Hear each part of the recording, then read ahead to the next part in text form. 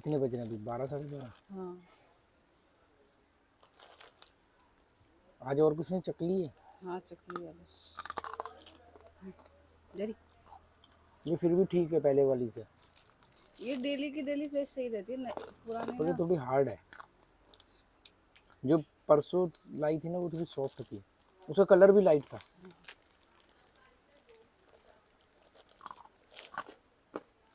कई शेड्स में आती है, ज़्यादा भुन जाती है तो ज़्यादा डार्क हो जाती है कई। लाइट कलर वाली लाया कर, हाँ। ज़्यादा लाइट वाली भी नहीं।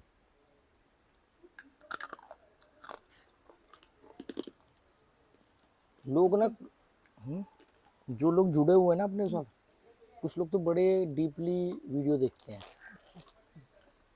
और फिर वीडियो बनाने का मज़ा भी आता है हाँ कि चलो यार कुछ लोग जुड़ रहे हैं या जुड़ चुके हैं जो थोड़े गहराई से समझदारी से वीडियो को समझने की कोशिश करते हैं। जो राय उन्होंने कई सालों से बनाई हुई है सीधा सीधा ला करके नहीं, नहीं नहीं आप ये बोल रहे हो, ये तो ऐसे होता है वैसे होता है। हाँ, कुछ लोग उस पर सोचते हैं, कुछ लोग थोड़ा टाइम लेते लेट से सोचते, पहले विरोध करते हैं फिर बाद में उनको समझ में आता है। और कई बार वो लोग सही होते हैं, मैं भी गलत होता हूँ, कई बार ऐसा भी होता है, पर ऐसा मतलब बहुत कम होता है। इसलिए नहीं कि मैं ज़्यादा अक्लमंद हूँ, इसलिए कि उनको अपने जीवन के टॉपिक से कम पता है, क्योंकि वो बाकी चीज़ों में बिजी है। ऐसा नहीं कि वो बेवकूफ़ है, पता नहीं हो सकता, वो इस बारे में सोचते नहीं है। जैसे मैंने एक वीडियो डाला था न्यूनतमवाद वाला, तो उस पर मैंने अभी थोड़े दिन पहले फिर मैंने एक वीडियो डाला, तो वो तो शायद आज ही पब्लिक हुआ है।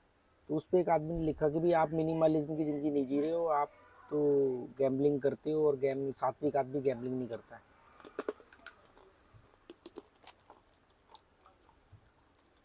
अब अगर वो गैम्बलिंग को इंटरटेनमेंट के तौर पे देखे, जिससे मुझे खुशी मिल रही है, तो मैंने 2 वीडियो में बोला कि न्यूनतमवाद का मतलब ये नहीं होता कि वो अपने आप को खुश ना रखे। अगर वो गैम्बलिंग को मेरी कमाई के तौर पे देख रहा है, तो क्या न्यूनतमवाद आदमी का रोजगार कमाई नहीं नहीं होगा, कर। कमाई नहीं करेगा कुछ ना कुछ। ऐसे तो मैं फिर ये यूट्यूब पे वीडियो बना रहा हूँ, तो मैंने अपना फ़ोन भी अपग्रेड किया, माइक अपग्रेड किया, तो फिर मैं कहूँगा यार न्यूनतमवाद तो ये नहीं हो सकता, क्योंकि आप तो पहले तार वाले माइक से बना रहे थे, तो वो तो बनाते रहो फिर ज़िंदगी भर, है ना। तो इसको अपग्रेड करना न्यूनतमवाद कैसे हो सकता है। पर मैं आज 35,000 रुपये का माइक अफोर्ड कर सकता हूँ, क्योंकि मुझे सिर्फ एक वीडियो बना के डालना है, मेरे अकाउंट में पैसे आ जाएंगे और मैं वो माइक खरीद सकता हूँ। पर मैंने कहा कि यार मेरा 3200 रुपये के माइक से काम चल रहा है, तो मैं 35,000 रुपये अननेसेसरी क्यों खर्च करूँ, इसलिए कि मैं कमा भी सकता हूँ, तो फिर मेरे को एक एक वीडियो एक्स्ट्रा बनाना पड़ेगा। उसने बोला कि आप सात्विक नहीं हो, तो मैंने उसको बोला, मैंने कहा भाई, कमेंट पॉजिटिव था, मतलब कि आप इसको, उसने लास्ट में एक वर्ड लिखा प्लीज़ इसको क्लैरिफाई करो, तब मैं उसको रिप्लाई करूँ, नहीं तो अगर ये लाइन नहीं लिखता कि क्लैरिफाई करो, तो फिर तो ये होता कि आप राय थोप बना रहे हो। चुके, थोप रहे हो। तो मैंने उसको बोला कि मैं अगर क्लैरिफिकेशन दूंगा भी तो तेरे समझ में नहीं आएगा, क्योंकि तुमने पहले राय बना ली है, क्योंकि तुम्हें फटाफट जजमेंट दे दिया है अपना। हिंदुस्तान में इमोशनल फूल में क्यों बोलता हूँ लोगों को, सबसे राय बनाने में एकदम जल्दी करते हैं, किसी भी चीज़ को लेके जल्दी जल्दी नेता चुन लेंगे, जल्दी जल्दी पॉलिटिकल पार्टी चुन लेंगे, जल्दी जल्दी करियर चुन लेंगे। अभी वो होम स्कूलिंग वाली, हमने एक बार होम स्कूलिंग, हमने बच्चों की पढ़ाई पर चाय पे चर्चा पे ऐसे बात करी थी, तो एक लड़के ने अभी इसमें लिखा कि मैंने मेडिकल का पढ़ाई कंप्लीट करी है और आपकी बात बिल्कुल सही है, और आज मुझे समझ में आता है कि स्कूल में हमने जो भी पढ़ा है वो सब बकवास है। अगर मैंने इससे बढ़िया कोई स्किल सीखी होती, कुछ और किया होता, तो शायद मैं बहुत बेहतर ज़िंदगी जी रहा होता। मैंने वो, मतलब उसका कहने का मतलब मैं समझ रहा हूँ, हालांकि अगर वो डॉक्टर है तो डॉक्टर होना भी एक स्किल है, हाँ, पर मैं, वो डॉक्टर है या मेडिकल लाइन में और भी बहुत कुछ सारे भी है। प्रोफेशन होते हैं, कुछ भी है, वो ये कहना चाह रहा है कि मैंने एक बहुत लंबा अंतराल के बाद में वो एक ऐसा करियर चुन लिया माँ बाप के कहने पे या माहौल की वजह से, जो जिसमें खुश नहीं है। अगर खुश होता तो ये लाइन नहीं लिखता। और उसने बोला कि आप बिल्कुल सही फैसला कर रहे हो कि आप अपने बच्चे को नहीं पढ़ा रहे हो। और ये कौन कह रहा है? एक मेडिकल हाँ, स्टूडेंट। पर थोड़े टाइम बाद अगर ये इस बात को अगर ना सोचता, तो ये ईगोस्टिक हो जाता, और फिर ये अपने उस पढ़ाई के चीज़ के लिए दुनिया से लड़ रहा होता, बहस कर रहा होता, नहीं नहीं पढ़ाई बहुत जरूरी, देखो मैं पढ़ के क्या कर रहा हूँ, देखो मैं, लोग अपनी पढ़ाई को कैसे जस्टिफाई करते हैं, देखो मैं पढ़ लिख करके, देखो मैं 5 लाख रुपये महीना कमा रहा हूँ। उसको मैंने कहा, मैंने कभी नहीं बोला कि मैं सात्विक जिंदगी जी रहा हूँ, मैं तो राजसिक जिंदगी जीता हूँ। सात्विक जिंदगी तो मतलब मेरे हिसाब से सात्विक जिंदगी जीना वर्स्ट कंडीशन है। संसार के अंदर रह करके अगर कोई आदमी सात्विक जिंदगी जी रहा है तो वो बुलशिट है, वो गोबर खाने के बराबर है। तामसिक भी नहीं जीना है। ये कृष्ण राम ये सब सात्विक थोड़ी थे, ये राजसिक थे। ये लग्जरी को भोग करते थे और संसार में रहते थे। तो इसका मतलब क्या है, ये सात्विक भी नहीं थे, ये तामसिक भी नहीं थे। बुद्ध ने मध्य मार्ग की बात करी, कृष्ण ने अपने पैरों से सिंबल हिंट दिया कि भी मध्य मार्ग, बैलेंस। आपके अंदर थोड़ा सा सात्विक पन्ना भी होना चाहिए, थोड़ा सा तामसिक पन्ना भी होना चाहिए। उसके बीच का जो कंजंक्शन पॉइंट है, जो बैलेंस लाइफस्टाइल है, उसको बोलते हैं राजसिक लाइफस्टाइल। मतलब आप खिचड़ी भी खा रहे हो और साथ में थोड़ा सा अचार भी ले लिया। अचार तामसिक हो गया, खिचड़ी सात्विक हो गया, उसका कॉम्बिनेशन हो गया, आपको मजा आ रहा है लाइफ में। यही कृष्ण ने बोला, यही जिंदगी इन सब ने जी। सात्विक जिंदगी तो मतलब आप संसारिक होकर के सात्विक जिंदगी जी नहीं सकते। ड्रामा कर सकते हो, वीगन ड्रामा नहीं करते। अगर एक वीगन ढंग से बैठ करके सोच लेना तो उसको मालूम है कि मैं जो कर रहा हूँ ये सिर्फ 4 लोगों के आगे मैं डिंगे हाँक रहा हूँ, अपनी नज़र में सुपर हीरो बन रहा हूँ। एक्चुअली में ये कंस्ट्रक्टिव और प्रैक्टिकल तो है ही नहीं। मत्स्य न्याय नहीं पढ़ा होगा उसने।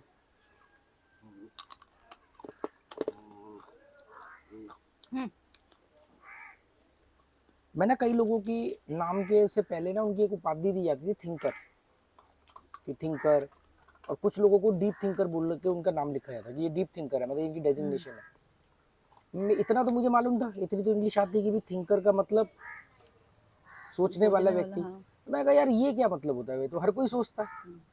हम भी कोई काम करते हैं उससे पहले 10 बार सोचते हैं, पर नहीं सब वो, नहीं सोचते। अरे वो सोचना मतलब कि उन लेयर्स को भी खरोचना जो दिख नहीं रही है, किसी चीज को गहराई से सोचना।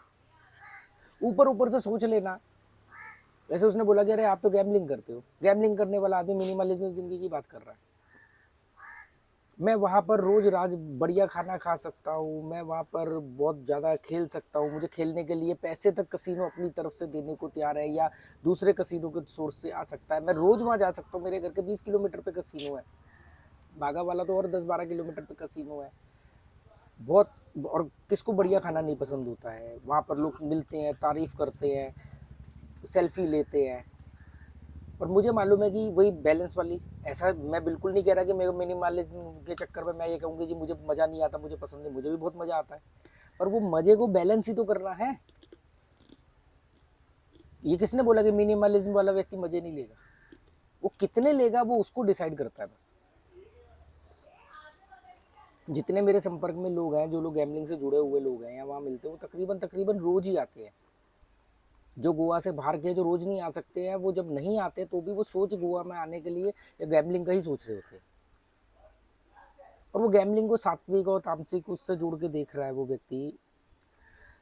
गैम्बलिंग मतलब रिस्क। गैम्बलिंग का मतलब क्या होता है? गैम्बलिंग का मतलब होता है कि वो नतीजा जो आपको ना पता हो। पता ही ना। सिंपल परिभाषा अगर बोले गैम्बलिंग की, तो अभी मैं गेम ऑफ स्किल और गेम ऑफ चांस की तो बात ही नहीं कर रहा हूँ। मैं बात सिर्फ इतनी सी कर रहा हूँ कि कोई भी नतीजा जो निर्धारित ना हो, जिसका आपको पता ना हो, केवल अनुमान हो। आप अनुमान पर ही तो दाव लगाओगे। आप अनुमान ही, अब मेरा अनुमान है कि 4 दिन पहले काले बादल आए थे, मेरा अनुमान था कि यार बारिश आएगी, पर क्या आई बारिश? अब यही बात के लिए मैं किसी शर्त लगा लेता तो वो गैम्बलिंग हो जाती। मतलब किसी भी चीज जिसका नतीजा ना पता हो और उस पर आपको राय बनानी हो या काम करना पड़े, वो गैम्बलिंग है, वो एक तरह का जुआ है। हाँ, जुए की दूसरी परिभाषा ये है कि उस पर आप पैसा लगा देते हो। अरे भाई, तो पैसा लगा रहे हो तो बहुत छोटा नुकसान है। लोग तो अपने करियर लगा रहे हैं, जीवन लगा रहे हैं, विचार लगा रहे हैं। 15 साल बाद जाकर के एहसास होता है कि अरे यार हमने तो 15 साल गलत जिंदगी जी ली। जिंदगी के बुढ़ापे में जाकर के एहसास होता है कि अरे यार हमने तो गलत करियर चुन लिया, काश हम ये होते वो होते। तो गैम्बलिंग हार गए ना वो जीवन की। पैसों का नुकसान तो सबसे छोटा नुकसान है, दोबारा कमाया जा सकता है। वक्त कहाँ से कमाओगे? मिनिमलिज्म में सबका अपना अपना एक लेवल होता है कि कौन कितना हाँ, नीचे है। मिनिमलिज्म सामूहिक नहीं है। न्यूनतमवाद की कोई सामूहिक परिभाषा नहीं है। मुकेश अंबानी अगर न्यूनतमवाद वाली जिंदगी जिए, या क्या पता वो जी रहा हो, तो उसकी अपनी परिभाषा है, उसकी अपनी परिभाषा। वो कहेगा कि यार ऐसे घर तो मैं हर देश में बना सकता था, पर मैंने एक ही अपने देश में बनाया। मतलब न्यूनतमवाद कोई थंब रूल नहीं है कि मेरा जो है वही सबका सामूहिक होगा। अब किसी का मिनिमम इतना है, जैसे कि तुम थाईलैंड गए, तुमने जो वहां पे खर्चा किया कोई वो कर ही नहीं सकता, तो कहेगा यार ये तो लग्जरी लाइफ है। या लोग एक हफ्ते में आ जाते हैं, हम्म। और जितने पैसों में वो एक हफ्ता रहते हैं उतने पैसों में मैं एक महीना रह के आया।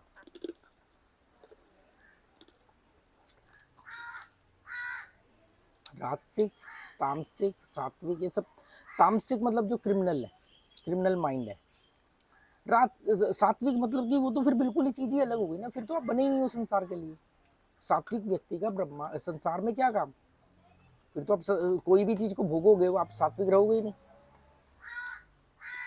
वो कहते ये सात्विक मतलब नॉनवेज नहीं खा रहे, वो कुछ यही नहीं। तो बोल रहा हूँ, वो पाखंड वाले सात्विक की बात कर रहे हैं।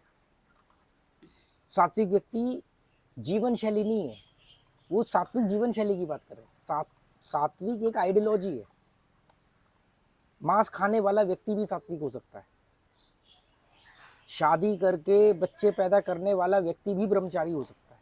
गलत परिभाषा पता होने की वजह से आज देखो लोगों ने अपनी पूरी जिंदगी बर्बाद कर ली। मैंने कितने बुजुर्ग लोगों से मिला, मैं विवेकानंद केंद्र के अंदर, जिन्होंने अपना पूरा जीवन ब्रह्मचार्य में निकाल दिया, और वो ब्रह्मचारी नहीं है।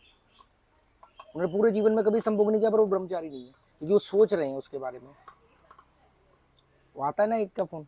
फिर एक सोच होनी चाहिए। आप सोच से तो ब्रह्मचारी हो नहीं, शरीर से आप ब्रह्मचारी हो।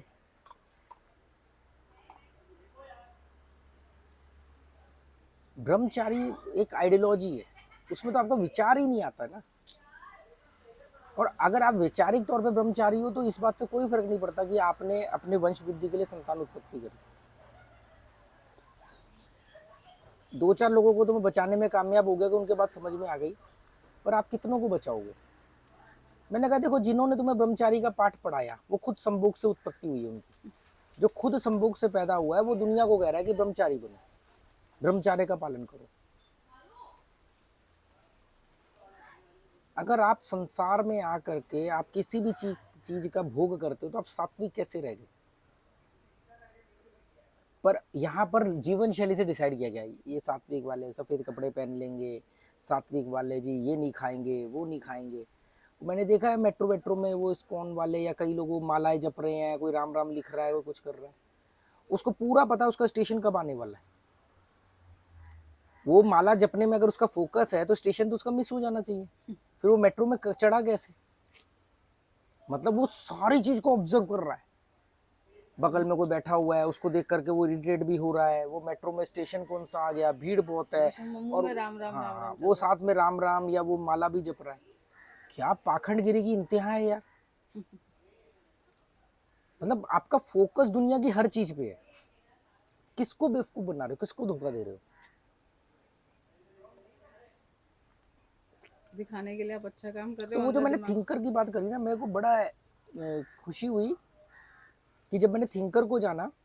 तो थिंकर का मतलब होता है कि वो सिर्फ ऊपर ऊपर से चीजों को नहीं देखते, उस पर बहुत गहराई से सोचते हैं।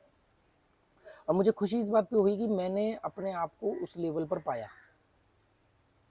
ये तो नहीं कहूँगा डीप थिंकर या बहुत बड़े लेवल विचारकों में से मैं एक हूँ, पर मैंने कोई भी चीज को ना अपने ही अगेंस्ट जाके अपने से ही बाहर निकल के सोच करके राय बनाई है। अब वो किसी के पल्ले नहीं पड़ रही, उसका ठेका मैंने नहीं ले रखा। भाई मैं जिंदगी राजसिक जी हूँ, तामसिक जी हूँ, सात्विक जी हूँ, मैं तो अपने लिए जी रहा हूँ ना। अब मैं दुनिया को सात्विक जीने के लिए अंदर कुड़ता रहा हूँ। मेरा मन कर रहा है अचार खाने का, मैं नहीं खा रहा जी, मेरे को तो सब, मैं तो सात्विक हूँ। अगर मैंने अचार को नोटिस कर लिया तो मैं सात्विक कहाँ रहा, भले ही खाया नहीं। ये कहीं नहीं लिखा है, सिर्फ बेवकूफ बनाया गया है कि जैसा खाओगे अन्न वैसा बनेगा मन। नहीं, ये बेवकूफ बनाया गया है। हिटलर वेजिटेरियन था और विवेकानंद नॉन वेजिटेरियन थे। खाने का आपके विचार से फर्क नहीं पड़ता है। जैसा खाओगे अन्न, देखने क्या ले आए हैं? खालीपन नहीं है। नहीं नहीं कुछ है, नहीं रहने दो रहने दो रहने दो। जैसा खाओगे अन्न वैसा बनेगा तन, तो ठीक है। जैसा खाओगे अन्न वैसा बनेगा मन, ये बिल्कुल गलत है। हाँ, खाए हुए का थोड़े देर तक आपके दिमाग या विचार पे असर रह सकता है, वो इस बात पे रह सकता है जैसे शराबी आदमी हो गया, या आपने कोई मसालेदार खा लिया, आपका पेट खराब होगा, आपके विचार उस चीज के बारे में सोच रहे हैं। या थोड़ा सा मिर्च मसाले घी तिल खाने वाले को हम कह सकते हैं उसका स्वभाव थोड़ा चिड़चिड़ा या उत्तेजित ज्यादा होता है, उसमें उत्तेजना ज्यादा होती है।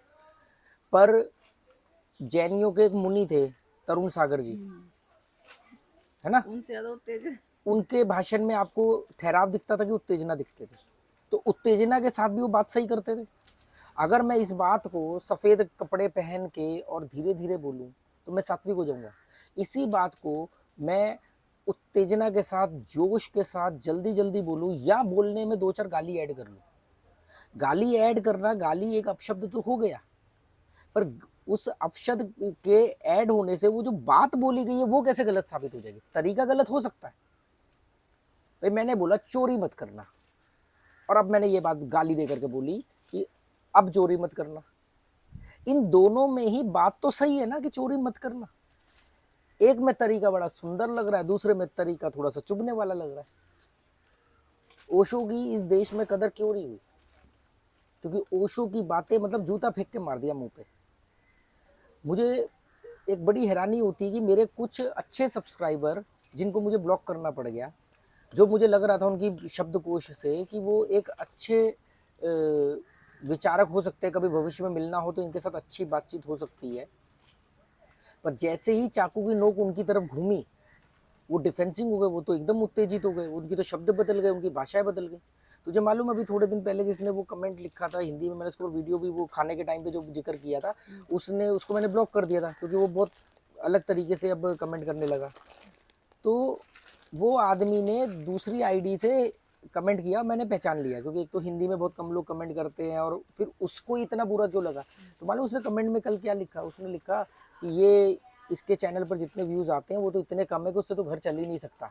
इस आदमी का घर का खर्चा कुछ सब्सक्राइबर डोनेशन दे के चलाते हैं, और मैं भी उनमें से एक हूँ। मैंने इस आदमी को डोनेशन दी है, मैंने भी इस आदमी को डोनेशन दी है, पर ये नकली पाखंडी आदमी है। ये बाबा, उन बाबाओं की तरह है जो ड्रामेबाजी करते। मैंने कहा यार ये मुझे ऐसा बाबाओं के लिखा लेवल उन्होंने। पे, बाबाओं के लेवल पे ले गया मुझे। अबे मैं जुआ खेलता हूँ, चैनल पे मेरे को पैसे मिलते हैं, मैं लोगों को जुआ सिखाता हूँ, उसका मुझे पैसा मिलता है, तो मुझे कहाँ वो कर रहा है। फिर मैंने कहा कि चलो ये तो ठीक है, उसको मैंने थोड़ा बुरा सा लगा था। जल्लीकट्टी सुना दी, उसको बुरा लगा, ये तो स्वाभाविक है, ये स्वाभाविक है, पर इसमें उसने अपनी हद पार कर दी। हाँ। उसे झूठी कहानियां गढ़नी शुरू कर दी। मतलब उस आदमी की सोचो, चलो ईगो इतनी हर्ट हो। मैं तो उसके लाखों चैनलों में से एक चैनल हूँ। मुझे तो दो गाली देगा, अनसब्सक्राइब करेगा, ब्लॉक करेगा, जो भी करेगा, मुझे से क्या फर्क पड़ेगा, मैं कौन हूँ उसके जीवन में। पर उसकी यही चीजें कल को उसके अपने निजी जीवन में भी उसको प्रॉब्लम देगी, उसके दोस्तों के साथ, उसकी पत्नी के साथ, उसके रिश्तेदारों के साथ, उसके परिवार, क्योंकि इतनी ये ईगो हर्ट क्लियर होती है। है, इनसे हर्ट हाँ, होती है यही तो तो। मैं कह रहा हूँ कि जहां पर एक अच्छी डिबेट करके एक अच्छे विचार बनाए जा सकते थे, चाहे मेरा कुछ चेंज होता, चाहे उसका कोई विचार चेंज होता, वहां पर आपकी ईगो हर्ट हो गई कि आपने हमें कैसे गलत बता दिया। गलत बता दिया, या इस तरीके से रूड तरीके से बता दिया। भाई मैं मक्खन बेच रहा हूँ यहाँ पे, मैंने क्या मक्खन की दुकान खोल रखी है यहाँ पे, और या मैं तुम्हें घर से बुलाने गया था? आप लोग मेरे वीडियो देखते हो, आपकी अपनी जरूरत है, आपके पास ऑप्शन है, ऐसा नहीं कि आप 24 घंटे मेरा ही वीडियो देख रहे हो, आपके पास भी लाखों चैनल का ऑप्शन है। मैंने कभी पूछा कि आपने मेरे सारे वीडियो क्यों नहीं देखे? मैंने पूछा कि 62,000 सब्सक्राइबर होकर के मेरे 600 व्यूज क्यों आते हैं, बाकी के कहाँ मर गए? मैंने तो नहीं पूछा। तो आपकी चॉइस है, किसी को अच्छा लगा एक वीडियो, उसने सब्सक्राइब किया, वीडियो देखा, उसके बाद उसने कभी मेरा वीडियो नहीं देखा। आपने 4 वीडियो ज्यादा देख लिए तो मेरी लाइबिलिटी थोड़ी बन जाती है आपके प्रति। तो मैं ये हैरान हो गया, जैसे वो हिमाचल से वो व्यक्ति आया, मैं उसमें बड़ा हैरान हुआ कि मैंने उसको जब टोक दिया तो व्यक्ति को मेरे सारे विचार गलत लगने लगे। ऐसे अभी इनको थिंकर नहीं कहा जा सकता ना। आदमी कह सकता है कि इसका स्वभाव गलत हो सकता है, इसका शब्द कुछ, अगर मैं गाली देकर किसी को बोल रहा हूँ चोरी मत करना तो मैं बुरा, और मैं वो बात बिना गाली के बोल रहा हूँ तो मैं अच्छा। दोनों में मैसेज तो सेम ही जा रहा है ना, तरीका गलत हो सकता है। जो थिंकर होते हैं, इसीलिए मैंने कई बार देखा कि जो आदमी दुनिया में सबसे बुरा दिखता है, पर कुछ बुद्धिजीवी या थिंकर उसके फेवर में बात कर रहे होते हैं। मैं कहा यार ये कैसे कर रहे हैं, यार ये कैसा थिंकर, ये तो बायस हो गया। फिर मैं देखता हूँ कि जब बारीकी से मैं देखता हूँ कि यार पूरी दुनिया जिसको गालियां दे रही है, जिस वजह से गालियां दे रही है, वो कह रहे हैं वो वजह तो उसकी है बदतमीज, या उसकी भाषा गलत है या कुछ है, पर वो जो कह रहा है या जो सर्कमस्टांसेस है जिसकी वजह से वो ये कह रहा है वो बिल्कुल सही है। और बहुत अच्छी बात है कि हमारा कानून इसी हिसाब से, हमारे जो जजमेंट्स आते हैं वो इसी हिसाब से आते हैं, वो भीड़ के हिसाब से नहीं आते। भीड़ तो कहती है कि रेप करने वाले को टांग दो फांसी पे। आज भी अगर आप 100 में से लोगों से 100 लोगों से पूछोगे, 99 लोग कहेंगे रेप करने वाले को फांसी पे टांग दो। पर हमारे कानून में कहा है कि rarest of the rare case के अंदर ही फांसी पे टांगेंगे। हर किसी रेप करने वाले को फांसी पर नहीं टांगेंगे। उसके पीछे की क्या हालात है, क्या वजह है, उसके हिसाब से सजा डिसाइड होगी। नॉर्मल रेप में 7 साल की सजा है, कस्टोडियल रेप में 10 साल की सजा है। Rarest of the rare case के अंदर जाकर के आपको फांसी की सजा है या उम्र कैद की है, या फांसी को उम्र कैद में तब्दील कर देते हैं। ऐसे थोड़े कि जिसने भी रेप किया उसको फांसी पे टांग दो। पर भीड़ से बात कर लो, इंडिया पाकिस्तान का एक वनडे मैच करा दे तू, और उसमें इंडिया को हरवा दे, और उसके बाद आप सर्वे करवा लो, सब बोलेंगे परमाणु बम गिरा दो। तुझे मालूम है जब अमेरिका ने इराक पर हमला किया था ना, अफगानिस्तान पर, सॉरी 9/11 के बाद, तो इतनी आसानी से नहीं किया था। उसको अपने देश में सबसे ज़्यादा विरोध का सामना करना पड़ा, और हमला जब शुरू कर दिया उसके बावजूद पब्लिक सड़कों पे उतरी हुई थी कि हमला मत करो, कि उन्होंने हमारे मार दिया, अब हम उनके मार देंगे, दोनों ही एक दूसरे के मारते रहेंगे तो जिंदा कौन बचेगा। कितने रशियंस ने रशिया में विरोध किया कि यूक्रेन पे हमला मत करो। क्या हुआ, एक देश तबाह हो गया ना। क्या हुआ, फैन खींच रहा है नहीं वो पन्नी खींच रहा है। थिंकर होना बहुत जरूरी है। राय बनाओ। हमारे यहाँ क्या प्रॉब्लम क्या है, राय बहुत जल्दी बना लेते हैं। रेप किया टांग दो फांसी पे। छोटी जात वाले ने रेप किया तो छोटी जात वाले होते ही ऐसे, मुसलमान ने रेप किया तो मुसलमान ऐसे ही होते हैं। अरे भाई, आपराधिक मानसिकता कहीं भी पनप सकती है, और वो वहां पनपेगी जहां पर शिक्षा कम है। हम कहते हैं ना, अच्छा तुम बड़ी बड़ी बातें करो, फिर वो लोगों में ही ज्यादा केस क्यों होते हैं? वो इसलिए होते हैं क्योंकि उनमें शिक्षा की कमी है। ये भी तो साबित होता है इससे। तो उसमें उनको फांसी पे टांगने के बजाय आप क्या कर रहे हो, आप जहां से दीमक पैदा हो रही है उस जगह को नहीं खत्म करो, दीमक को मार रहे हो। तो दीमक जहाँ पैदा हो रही है, जिस वजह से, जिस नमी से, जिस माहौल से, उसको चेंज करना पड़ेगा ना। हम खत्म कर पाए नक्सली आज तक? नक्सली तो किसी जात धर्म से मतलब नहीं है। नक्सली जो है उनका तो एक वर्ग को लेकर के कलेश है, उनका तो जात से मतलब नहीं है, धर्म से मतलब नहीं है।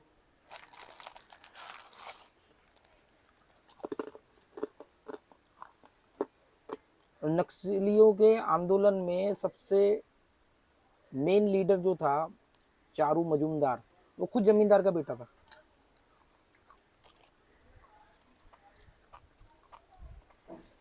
क्या था, कानू सान्याल और चारू मजूमदार, ये 2 लोग थे मेन। तो चारू मजूमदार तो खुद जमींदार का बेटा था। तो एक सोच की लड़ाई है ना, नक्सली तो एक सोच है वो। नहीं, मैं क्या बोल रहा हूँ, अब हम नक्सलियों को मारते रहेंगे, मारते रहेंगे, मारते रहेंगे, क्या हो गया? कितने साल हो गए? वो जहां से बन रहे हैं, हमें वो क्या सरकमस्टांसेस है। अगर एक विशेष समुदाय में ज्यादा क्रिमिनल पैदा हो रहे हैं तो आपको ये समझना पड़ेगा कि वो क्यों, उनके अंदर ऐसी मानसिकता पनप रही है। शिक्षा की कमी, पढ़ाई की कमी नहीं कह रहा हूँ, शिक्षा की कमी। क्योंकि पढ़ाई वाले लोग भी तो क्रिमिनल हो ही सकते हैं, होते ही हैं, और वो बड़े होते हैं, वो पॉलिटिशियन बनते हैं, वो हैकर बनते हैं, वो क्या बैंकों के साथ घोटाले करते हैं। यार हमारे जो स्कूल्स होते हैं प्राइवेट, हमने कितने बड़े बड़े पर देखे, पर उनके मदरसे जो होते हैं उनकी हालत देखो, वो कैसे बनाते, कैसे बच्चे वहाँ पढ़ते। नहीं, मदरसे तो फिर भी डिफरेंट थिंग हो गई, मतलब वो तो एक धार्मिक पढ़ाई हो गई। जैसे हमारे यहाँ गुरुकुल होते हैं, उनके यहाँ मदरसे होते।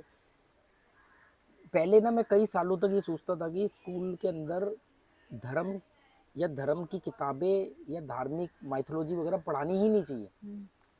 जैसे हमें दशहरे का ऐसे लिखना सिखवाते हैं, ये सब करते हैं, ये होना ही नहीं चाहिए। पर अब मैंने ये थोड़ा सा इसमें चेंजेस किया, कुछ लोगों को सुना, समझा कि आप अपने एजुकेशन सिस्टम को रैशनल बनाओ, सवाल दो, जवाब उसको खोजने दो, और उसको सारी धार्मिक किताबें पढ़ाओ, हर धर्म की किताब हर पढ़ाओ। धर्म की किताब पढ़ो, फिर वो उसकी चॉइस होनी चाहिए कि उसको कौन सा, पर इसमें बेहतर लगने वाली क्या नहीं बात है। नहीं, वो जब पढ़ेगा तो उसको मालूम पड़ेगा धर्म में कितनी हाँ कमियां है। वही तो, धर्म सब में में तो एक तरफ तो पढ़ रहा है विज्ञान, डार्विन थ्योरी, एक तरफ वो पढ़ रहा है रैशनल होना, कि भाई खुद जवाब ढूंढ के लाना, और साथ में उसको ये मालूम पड़ेगा कि धर्म में क्या बोला गया है। बांझन को पुत्र देते, निर्धन को काया, कैसे हमारे मतलब दुनिया में सिर्फ एक ही आदमी है जी, हमारा वही दुनिया को बनाया है। हर धर्म क्या कह रहा है कि उसी का ही भगवान जो है। यही लिखा है, हाँ, कौन सा वाले तो का वो खुद, वो मैं कह रहा हूँ उसको logically 5वीं में पढ़ाना शुरू करो, 8वीं 9वीं तक आकर के वो उसको ऑप्शन दे दो कि तू क्या चाहता है, आगे इसको कंटिन्यू करना चाहता है, वो कहेगा कि भैया ये सब हटा दो, ये चारों धर्मों की छह धर्मों की जो भी किताबें सब हटा दो, ये चाहिए ही नहीं। क्या काल्पनिक बातें लिखी हुई हैं। मतलब बच्चे को ये, अगर हम उसको ये नहीं पढ़ाते हैं तो उसके अंदर क्यूरियोसिटी रहेगी, उसको लगेगा धर्म तो बहुत जबरदस्त है। चाइना यही गलती कर रहा है, चाइना यही गलती कर रहा है। चाइना ने फोर्सफुली धर्म को बैन कर दिया। हाँ, तरक्की देखो, इतना ही करने से वो कितनी तेज तरक्की कर रहा है। रहा है। पर इससे क्या होगा कि धार्मिक लोग सामने नहीं आएंगे, पर अंदर क्यूरियोसिटी रहेगी, उनका विश्वास जो है वो और बढ़ेगा। ठीक है, पर अगर उनको पढ़ाया जाए कि देखो क्या क्या लिखा है धार्मिक किताबों में। अब धर्म की किताब तो ये भी कहती थी कि धरती चपटी है, उससे आगे जाओगे तो गिर जाओगे गिर पानी में, जाओगे। है ना। या हम कहते थे चंदा मामा चांद पे कोई रहता होगा। मतलब हम आज से 10-20 साल पहले चले जाओ, हम कहते ऊपर वाला। एक्चुअली ऊपर सिर्फ पॉजिटिव एनर्जी होती है, नीचे से नेगेटिव, धरती के नीचे से नेगेटिव एनर्जी आती है, ऊपर से पॉजिटिव एनर्जी आती है। और हर आदमी कहता है ऊपर वाला, मर के ऊपर जाना, ऊपर ये ऊपर वो। आज भी वैतरणी पार करने की सोच रहा है, पिंड दान कर रहा है, स्वर्ग की बात कर रहा है, नर्क की बात कर रहा है। तो बच्चे को मालूम पड़े, बच्चा हंसेगा, कहेगा अरे कहाँ यार आप एक तरफ क्या चीज पढ़ा रहे हो, एक तरफ क्या पढ़ा रहे हो। वो खुद, फिर उसको 3 साल पढ़ाने का तो उसको ऑप्शन दो, समझ वो में खुद ही आएगा। हटा देगा।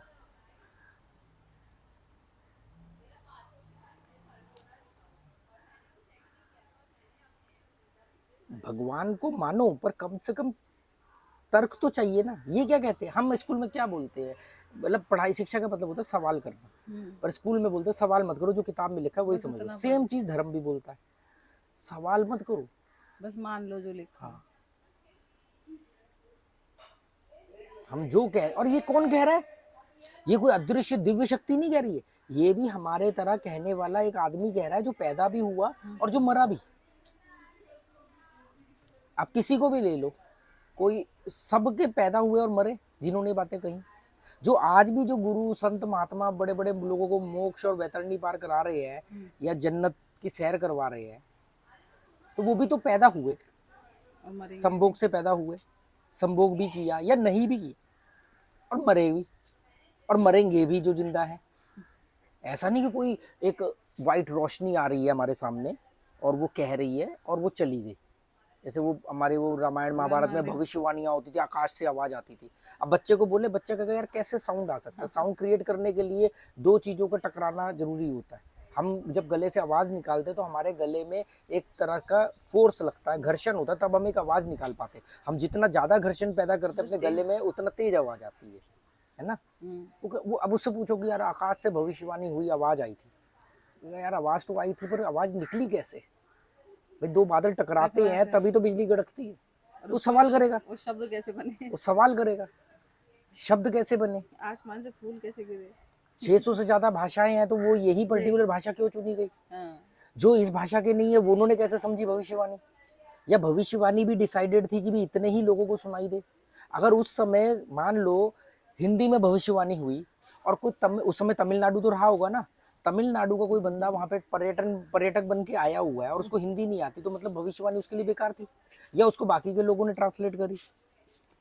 ऐसे बहुत सारे सवाल खड़े होंगे जो मतलब एक लग तो मजाक रहा है, पर वो भी तो पर ये चीज है ना एक्चुअली उसके लिए। अरे महाभारत के अंदर लिखा कि इतनी जितने लोगों की मौत हुई है उतनी तो उस समय आबादी भी नहीं हो सकती अगर कैलकुलेट करो। ऐसे ही हर धर्म ने, एक्चुअली में ना मुझे लगता है कि जो इनके मैसेंजर थे ना, जो पैगंबर थे जिन्होंने संदेश दिए, वो बिल्कुल सही थे, वो बिल्कुल सही थे। उनके बाद जो उनके चेले चपाटे आए और जब उनकी पॉपुलैरिटी और उनकी सत्ता को हत्याने, वो गद्दी, वो डेजिग्नेशन को हत्याने का काम शुरू हुआ, तब इनमें मारकुटाइयां आपस में भी हुई और दूसरे धर्म से आगे निकलने के चक्कर में डींगे हाकी बेकार की बातें बोली गई। बुद्ध ने अपने 5 सत्य बोले या 5 नियम बताए, तो वो चोरी मत करो, नशे से दूर रहो, पर स्त्री गमन मत करो, ये सब चीजें ठीक है बोली। इसका मतलब उस समय चीजें लोग कर रहे होंगे तभी तो बोली, ये तो ठीक है। यहाँ तक हम कह सकते हैं यार अच्छे आदमी थे, उन्होंने ये मैसेज दिया, अपने फॉलोवर बनाए और फिर ये बातें बोली।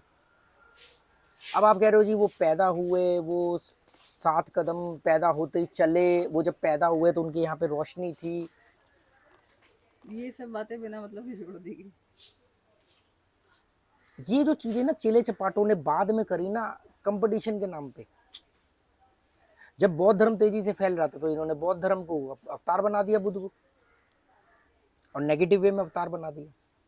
तो ये जो चीजें है ना, मतलब हम और आप सवाल नहीं खड़ा कर सकते, कोई भी धर्म आपको इजाजत नहीं देगा उस पर सवाल खड़ा करने। गैलीलियो को आखिरी सांस तक क्या कहते हैं घर में नजरबंद रहना पड़ा। और गैलीलियो के केस में तो माफी मांगी गई अभी 92 में या 90s में माफी मांगी 90s गई, में मांगी थी मांगी थी सर जॉन पॉल द्वितीय कि गैलीलियो के केस में हमसे गलती हुई। उसके बाद क्या हुआ, सारे वैज्ञानिक डर गए। तो उन्होंने क्या किया, कुछ वैज्ञानिकों ने अपनी किताबें कब रिलीज करी, मरने से जस्ट पहले। उनको देखा कि बूढ़े हो गए हैं, अब तो मरने ही वाले हैं, तो अब उन्होंने अपने सच बोल दिए। ये जो अभी जो सबसे बड़ा साइंटिस्ट था स्टीफन हॉकिंग, इसके मरने के बाद इसकी जो संस्था थी उसने इसकी बुक पब्लिश करी, no God exist in the world. और उसने लॉजिक दिया, उसने कहा इस ब्रह्मांड में कुछ भी ऐड नहीं किया जा सकता, कुछ भी रिमूव नहीं किया जा सकता। अगर क्रिएटर है तो क्रिएटर ने कुछ बनाया होगा, तो बनाने के लिए कुछ चीजें ऐड करी होंगी, तो इसमें ऐड नहीं किया जा सकता, तो कोई क्रिएटर नहीं हो सकता। कोई चीज मौजूद है, मौजूद है। अब आगे बात की यार फिर इस पे भी सवाल खड़े हो गए, ऐसे तो ये इसको बोलते हैं अविकृत प्रश्न, ये कभी खत्म नहीं हो सकते। मुर्गी आया या अंडा आया या ये वो, ये सवाल, ये बेमतलब के आर्ग्यूमेंट।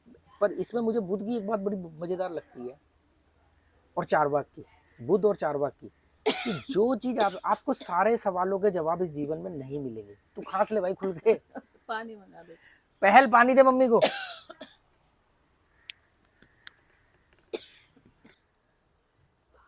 एक दिन ऐसे ही निकल लेगी तू कि वीडियो खराब ना हो, इसलिए मैं खासूंगी नहीं। अरे जल्दी लाना।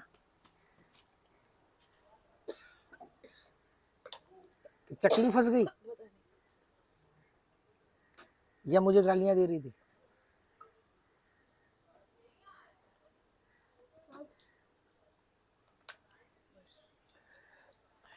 तो बुद्ध की और मुझे वो चारवाक की, कि आपको सारे सवालों के जवाब नहीं मिल सकते और जानने की जरूरत क्या है। अब मुझे क्यों जानना कि एयर बस A380 प्लेन कैसे उड़ता है, उसमें क्या क्या इंजन में लगाया गया है, कौन सा नट बोल्ट कहाँ फिट किया गया, उसमें टोटल कितने पुर्जे, मुझे नहीं जानना। क्यों जानूं मैं टिकट खरीद के A380 में बैठ जाऊंगा ना, या कोई बोइंग है, जंबो है, जो भी है। मतलब मैं हवाई जहाज के सारे सवालों के जवाब क्यों जानूंगा, जब मुझे मोटा मोटा लॉजिक दिख रहा है। मैं हवाई जहाज की टिकट खरीद के उसमें बैठ जाऊंगा। हमारे को ये बता दे टिकट कैसे खरीदनी है। वही, ये वो उसके लिए पैसा कहाँ से आएगा। तो मैं बात करूँगी, हमें अपना ये पता ना हमारे जीवन क्या होना चाहिए, जीवन कैसे आया, जीवन की उत्पत्ति क्या है, सत्य क्या है, मरने के बाद क्या होता है। अरे भैया क्यों जानना है, आपको सारे सवालों के जवाब क्यों चाहिए, आपको सारे सवालों के जवाब नहीं मिल सकते। क्यों नहीं मिल सकते, इसका कारण क्या है, क्योंकि यूनिवर्स इतना यूनिक और इतना अनप्रिडिक्टेबल है, इतना बड़ा है कि हमारी क्षमताएं बहुत छोटी हैं। एक टाइम पे तो हम ये भी नहीं एज्यूम कर पाते थे कि लोहा हवा में उड़ेगा, है ना। तब हमारी क्षमता छोटी थी, हमने थोड़ी सी विकसित करी। फिर चलो जी, जो सोच पा रहे हैं, जो थिंकर है, उनको सोचने दो ना। अब मैं यहाँ पे सोचूंगी यार मार्स पे इंसान कब लैंड करेगा, मैं इस बारे में विचार विमर्श करें। भाई जो वैज्ञानिक हैं वो कर रहे हैं ना, डॉक्टर किडनी कैसे चेंज होगी वो कर रहा है ना उसका काम। मैं किडनी चेंज करवाऊंगा, मैं ये नहीं सोचूंगा कैसे होगी। या फिर अगर करना ही है तो फिर जाओ ढंग से पूरा, या मैं उस पेशे में जाऊंगा या उस तरीके की जिंदगी जीऊंगा। बात समझ रही। मैं ये कहना चाह रहा हूँ कि वो उसके लिए लोग लगे हुए हैं। चलो जी ठीक है, अगर मेरी बात मान लो तो फिर तो कोई भी नहीं सोचेगा। फिर जिसकी जो दिलचस्पी, अब एक आदमी जो चाहता है कि वो जीवन में अब क्या है कामयाब हो, तो वो पहले पैसा कमाएगा, वो जाकर के ये सोचेगा कि यार मरने के बाद क्या है या पैदा होने से पहले। कमाल की बात क्या है, जब उसके पेट में आलू होता है तो उसके मुंह से राम निकलता है। मतलब उसके पेट में जब खाना आ जाता है ना, फिर उसको फिलॉसफी याद आ जाती है। फिर वो कहता है मुझे जानना है क्या हुआ था, क्या हुआ था। अरे भाई तब क्यों नहीं जानना था, कब मतलब वर्तमान में बेहतर जिंदगी चाहिए थी ना। यही तो लॉजिक है कि वर्तमान में ही जिंदगी बेहतर है। वो मैं देखता हूँ सब्सक्राइबर, मतलब अच्छी बातचीत चल रही है, आपकी किसी बात से असहमत होना या ना समझ में आना वो तो स्वाभाविक बात है। मेरा उस पर जवाब देना मेरे अंदाज में वो भी स्वाभाविक बात है, उसका आपको बुरा लगना वो भी बात है। पर इन्होंने पूरा डिस्कशन खत्म कर दिया। मैं सोचता हूँ कि यार मेरे को इनसे फर्क नहीं पड़ रहा। मेरे 600-700 जो भी व्यूज आते हैं उनमें से ये एक व्यूज है, नहीं आएगा, है ना। या 10 व्यूज होंगे 100, मैं तो 600 के 600 भी ना आए तो मुझे कोई फर्क नहीं पड़ने वाला।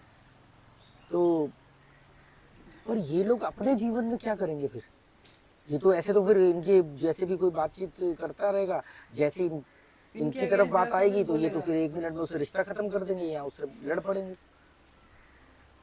मैं आज भी ऐसे बहुत सारे लोगों के संपर्क में हूँ जिन लोगों से के साथ मैं असहमत हूँ बहुत सारे मुद्दों पर रह रहा हूँ।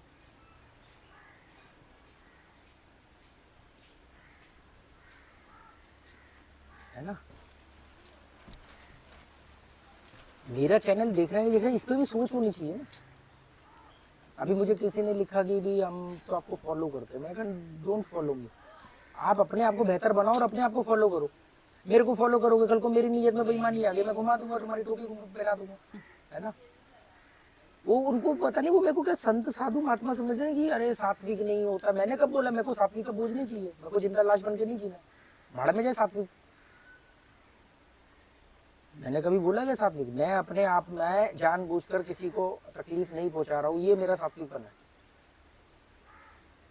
पहले मैं अपने आप को खुश रखता हूँ, उसके बाद मैं दूसरे के बारे में सोचता हूँ।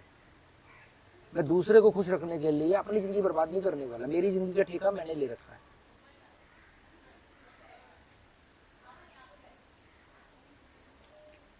इतनी सिंपल सी बातें इनको समझ में नहीं आती। उसका कारण क्या है मालूम है? क्योंकि ऊपर ऊपर से सोच लेंगे, आप एक दो वीडियो से जज कर लेंगे, या नथिंग और एवरीथिंग में बिलीव करते हैं। अगर मैं मिनिमलिज्म की बात कर रहा हूं तो ये भी गारंटी है कि 100% मिनिमलिज्म नहीं हो सकता, क्योंकि दुनिया में कोई भी चीज 100% है ही नहीं। केवल आपका मरना 100% है, बाकी कोई भी चीज 100% नहीं है, पॉसिबल ही नहीं है। हाँ मैक्सिमम हो सकता है। ये कोई आदमी मिनिमलिज्म की जिंदगी जी रहा है तो हाँ ज्यादातर लोगों से, अब आप मिनिमलिज्म की पूरी डेफिनेशन उसके ऊपर चिपका दोगे, वो करेक्ट होगा ही नहीं। फिर आपको नहीं नहीं देखो तुमने 99% तो जिंदगी जी ली, वो 1% नहीं जी, इसलिए तुम मिनिमलिज्म नहीं हो।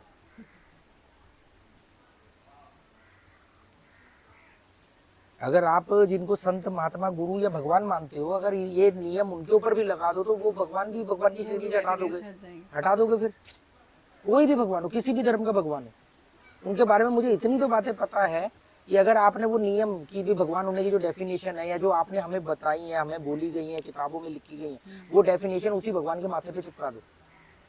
आप उसको कहोगे नहीं ये तो भगवान की कैटेगरी में नहीं है, तो नकली आदमी है।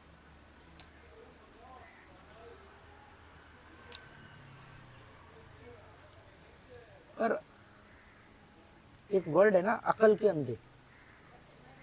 अकल के अंधे का मतलब क्या होता है कि ऐसा नहीं कि सिर्फ अकल नहीं है, अकल वाली आंखें होने के बाद भी वो अंधा बना हुआ है।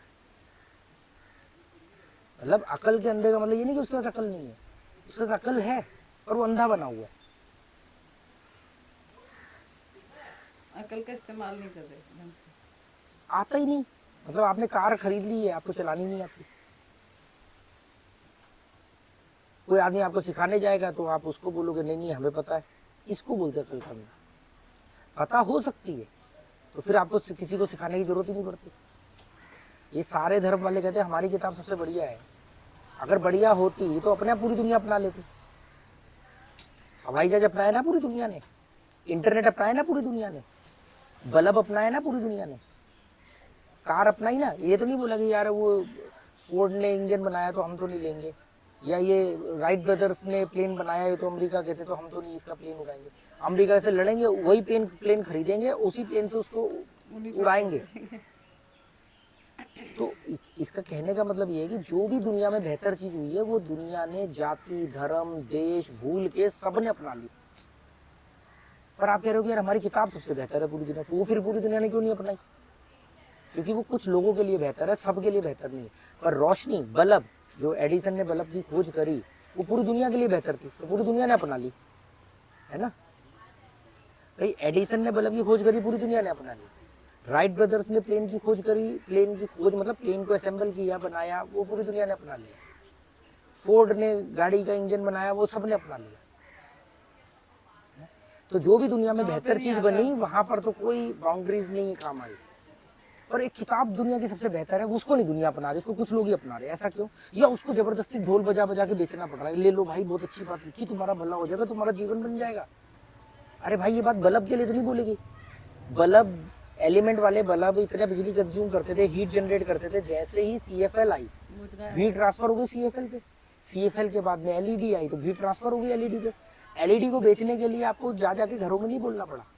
लोगों को समझ में आ गया कि सस्ती है, बिजली का बिल कम आएगा, ठंडी लाइट है, वाइट रोशनी, ले लो एलईडी। उसके लिए आपको लोगों को मोटिवेट नहीं करना पड़ा, है ना। टीवी पे तो ऐड दिखाते। वो ऐड तो अपना ब्रांड बेचने के लिए कर रहे हैं ना। वही उनका ये आएगा, कोई ना कोई बोलेगा कि नहीं नहीं, वो बोलेगा क्या ऐड। अरे भाई, आपको पकड़ के बुलाया जाता है कि प्लेन में सफर करो, आपके पास पैसा आता है, आपको जल्दी जाना होता है, या तो जल्दी कहीं जाना है तो आप प्लेन का सहारा लेते हो, पैसे बचाने होते और जल्दी नहीं होती तो आप ट्रेन का सहारा लेते हो। आपको मोटिवेट थोड़ी किया जाता है। वो तो ऑफर जो देते हैं वो तो इंडिविजुअल, तो बिजनेस हो गया ना कि भाई हमारे वाले प्लेन में हमारी वाली एलईडी लाइट खरीदो। वो उसकी नहीं खरीदेगा, किसी की तो खरीदेगा, अंधेरे में थोड़ी रहेगा। आपको उसको अंधेरे से रोशनी में लाने के लिए प्रमोशन नहीं करना है। रोशनी में आना है, किसकी रोशनी खरीदनी है उसके लिए प्रमोशन होता है, समझी बात। ब्रांड प्रमोशन होता है, वो पर्टिकुलर आदमी, वो अलग चीज होती है। मैं कह रहा हूँ कि पर आपको अपनी किताबों के लिए आपको लोग बनाने पड़ते हैं, टीमें बनानी पड़ती है जो ढोल बजा बजा करके गीता बेचते हैं, और वो इस्लाम का प्रचार करने के लिए भी वो एक इनका वो है जमाती। जमाती इनको प्रॉपर ये एक पढ़ते हैं। जमाती का मतलब होता है कि वो अपने मुस्लिम समुदाय में जाके इस्लाम की अच्छी बातें बताते हैं, है ना। ऐसे ही क्रिश्चियन मिशनरी, वो बताते हैं कि सब कुछ कैसे हुआ और बेहतर है, यहाँ आ जाओगे तो जीवन के सारे दुख दर्द खत्म। ऐसे ही वो स्कॉन टेम्पल वाले वो गंजे चोटी लटका के ढोल बजा बजा करके लोगों को बोलते हैं कि भी गीता खरीदो, सब कुछ। मैं केवल एक बात कर रहा हूँ कि जब प्लेन अच्छा था तो लोग अपने आप आए, एलईडी अच्छी थी लोग अपने आप आए ना उस पे। मतलब कि एक नियम है कि हर आदमी को जो भी चीज सुविधाजनक और सबसे बेहतर होती है, भीड़ अपने आप उसको अपना लेती है। कोई थोड़ा लेट अपनाता है, कोई थोड़ा जल्दी अपनाता है, पर अपना लेता है। आज हिंदुस्तान में आदिवासियों की कुछ कम्युनिटी को अगर छोड़ दो तो कोई ऐसी कम्युनिटी नहीं जहाँ पे बल्ब नहीं है, रोशनी नहीं है ना। पर आपको अपनी ये किताब जिसका आप लोग दावा करते हो, सभी धर्मों को बोल रहा हूँ कि आप दावा करते हो कि हमारी सबसे बेहतर है और सबसे बेहतर है और इसमें आगे तो जीवन का सब दुख दर्द खत्म, उसके लिए आपको टीमें बनानी पड़ रही हैं, लोगों को मैनिपुलेट करना पड़ रहा है। उन्हें लालच दे के अपनी तरफ लाना, लालच दे रहे हो, मैनिपुलेट कर रहे हो, बरगला रहे हो। अभी वो अंडमान निकोबार में सेंटिनल आइलैंड में एक 20-21 साल का लड़का मर गया, वहां पे गया, आदिवासियों ने मार दिया उसको, उसकी गर्दन काट के वो डंडे पे काट दी कि मैं वहां जाऊंगा, जो एक ही कम्युनिटी ट्राइबल बची है जो दुनिया के संपर्क से कटी हुई है, उसको जाके मैं बाइबल पढ़ा के आऊंगा, वहां पर जाके मैं बाइबल का वो प्रचार करूंगा। बाद में जब उसकी लाश मिली, उसके माँ बाप ने भी बोला करे हमें ही नहीं पता था कि हमारा बच्चा कौन से संगठन से जुड़ा हुआ था, कहाँ था। वो सेंटिनल आइलैंड चले गया बाइबल का प्रचार करने। तो नहीं, मतलब मैं सिंपल सी बात है, मैं एक लॉजिक ये खड़ा कर रहा हूँ, एक सवाल ये खड़ा कर रहा हूँ कि दुनिया की हर बेहतर चीज लगातार लोग अपना रहे हैं। हम पहले वो फोन आया, फिर मोबाइल फोन आया, फिर इंटरनेट वाला मोबाइल फोन आया, फिर बड़े फोन आए, फिर छोटे फोन आए, फिर टच स्क्रीन वाले आए। हम लगातार बेहतर चीजों को अपना रहे हैं। आज एक रिक्शे वाले के पास भी टच स्क्रीन फोन होता है, स्मार्टफोन होता है, और जिसके पास नहीं है वो लेने की चाह रख रहा है और जल्दी ले भी लेगा, है ना। तो ये सिंपल सा नियम है कि हम बल्ब से एलईडी पर आ गए, हम एक नॉर्मल लैंडलाइन फोन से हम स्मार्टफोन तक आ गए, हम हर चीज में बेहतर हो रहे हैं और चाह रहे हैं और मर रहे हैं उसके लिए। पर वहीं पर एक कोई धर्म ऐसा है विशेष, या कोई किताब ऐसी विशेष है, जो कई सारी हैं और हर लोग ये कह रहे हैं कि उनकी विशेष है, सबसे नंबर 1 है, और उस पर भीड़ नहीं आ रही। उस पर आपको लोगों को लालच दे दे के बुलाना पड़ रहा है, हमारा वाला बढ़िया है, हमारे पास आ जाओ, हमारी किताब बढ़िया है, ज्यादा बढ़िया है। अभी तो देखियो आने वाले दिनों में क्या होने वाला। वो कहेंगे कि अरे हमारे वाला बढ़िया है, मरने का 72 उरे मिलेंगी। दूसरा कहेगा ना ना ना ना, हमारे वाले में आ जाओ, स्वर्ग में 172 मिलेगा, अनलिमिटेड। वो एक आजकल रील चलती है ना, एंड्रॉइड और iOS, हाँ सैमसंग, वो कहता मैं इतने जीबी दूंगा, वो कहता मैं इतने जीबी दूंगा। वो वाला हाल होने वाला है, और हो चुका है, हो ही चुका है। इस अभी तक तो मैंने अपना कंटेंट ही 20% निकाला है। जिस दिन निकाल दिया ना तो यहाँ भीड़ खड़ी होगी, और तिरंगे के तीनों रंग की भीड़ खड़ी होगी। वो कहेंगे यार हम आपस में तो लड़ भिड़ लेंगे, हजारों सालों से लड़ भिड़ रहे हैं, इसको खत्म करो पहले। क्योंकि आज तो 500-600 लोग देख रहे हैं, कल को 6000 होंगे, फिर 60,000 होंगे, हमारे को दिक्कत हो जाएगी। ओशो को इसीलिए तो खत्म किया गया कि किसी भी रैशनल आदमी को इसीलिए खत्म किया जाता है। चलो बंद करो यार इसे।